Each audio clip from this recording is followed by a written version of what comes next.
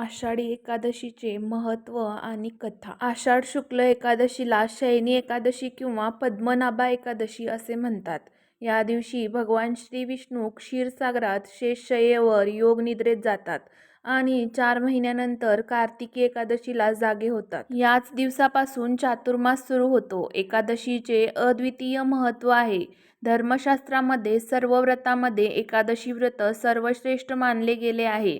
जसे सर्व मंत्रामध्ये गायत्री मंत्र, सर्व देवामध्ये भगवान श्री विष्णू, सर्व तीर्थामध्ये गंगा माता, सर्व नद्यामध्ये गंगा नदी, सर्व वृक्षामध्ये कल्पवृक्ष, सर्व पर्वतामध्ये मेरू पर्वत, सर्व पक्षामध्ये गरुड, तसेच सर्व व्रतामध्ये एकादशी व्रत सर्वोच्च मानले गेले आहे. वर्षातील 24 एकादशीमध्ये आषाढी एकादशी अत्यंत श्रेष्ठ मानली जाते. या दिवशी श्रद्धेने व्रत, उपवास, जप, नामस्मरण आणि पूजन केल्यास वर्षभरातील सर्व एकादशींचे पुण्य प्राप्त होते. या दिवशी माहेरच्या आणि सासरच्या पितरांच्या सद्गतीसाठी तसेच पितृदोष निवारणासाठी संक्षिप्त भागवताचे वाचन, श्री व्यंकटेश स्तोत्र, विष्णू सहस्त्रनाम तसेच भगवद्गीतेच्या 9व्या अध्यायाचे पठण करणे अत्यंत शुभ मानले जाते. आषाढी एकादशीची कथा.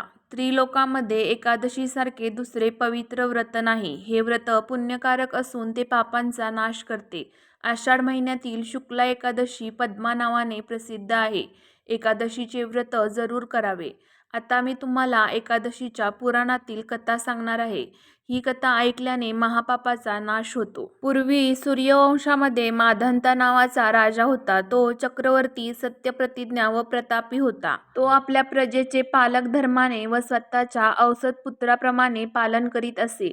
त्याच्या राज्यात कधीही दुष्काळ पडत नसे व कोणालाही कसल्याच आदिव्याधी नव्हत्या. त्या राजाच्या कोशात अन्यायाने मिळवलेलं धन थोडे सुद्धा नव्हते. तो अशा प्रकारे राज्य करीत असताना पुष्कळ वर्ष लोटली. एकदा राजाच्या पूर्वजन्माच्या पापामुळं त्याच्या राज्यात 3 वर्ष पाऊस पडला नाही.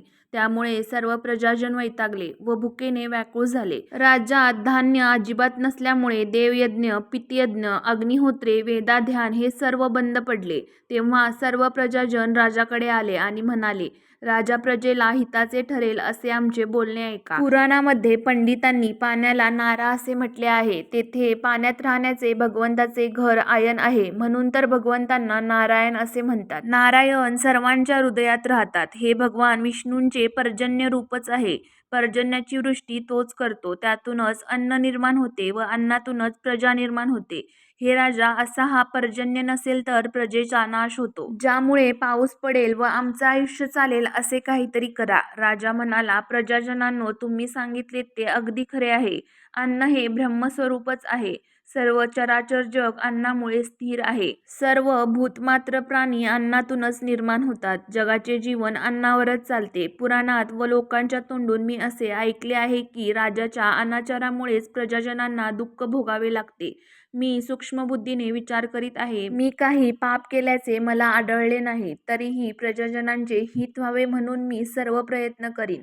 राजाने असा विचार केला. बरोबर मोठे सैन्य घेऊन तो गहन वनात गेला.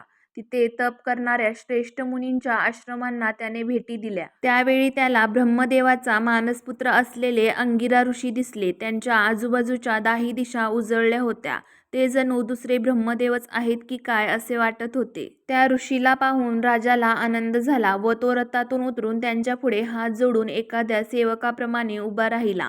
त्या ऋषीने राजाला आशीर्वाद देऊन त्याचे अभिनंदन केले व राज्यातील राजा, प्रधानमंत्री, भंडार, देश, किल्ले, सेना, राजाच्या 7 अंगाविषयी कुशल विचारले. राजाने स्वतःचे कुशल निवेदन करून ऋषीचे कुशल विचारले. नंतर ऋषीने राजाला इकडे वनात येण्याचे कारण विचारले. मुनींना ते कारण सांगताना राजा म्हणाला, मुनिश्रेष्ठ, मी स्वधर्माप्रमाणे पृथ्वीचे पालन करीत होतो. तरीही माझ्या राज्यात अनावृष्टी का व्हावी याचे कारण मला समजत नाही. माझा संशय नाहीसा व्हावा म्हणून मी आपल्या पायाशी आलो आहे. तरी प्रजाजनांचा योगक्षम चालेल व त्यांचे समाधान होईल असा उपाय सुचवावा. अंगिरा ऋषी म्हणाले, राजा, हे कृतयुग सर्व युगात उत्तम आहे असे म्हणतात. या युगात ब्राह्मण धर्मप्रधान आहे आणि धर्माचे 4 चरण संपूर्ण आहेत. या युगात तप करण्याचा धर्म फक्त ब्राह्मणांचा आहे. असे असताना राजा, तुझ्या राज्यात एक शूद्र तप करीत आहे. जे काम शूद्राने करू नये असे काम त्याने केल्यामुळे तुझ्या राज्यात मेघवर्षाव नाही. तू त्या शूद्राचा वध करण्याचा प्रयत्न कर, म्हणजेच दोष दूर होतील. राजा म्हणाला, तपश्चर्या करणाऱ्या त्या शूद्रानं काहीच अपराध केलेला नाही. तो निरपराध असताना मी त्याला मारणार नाही.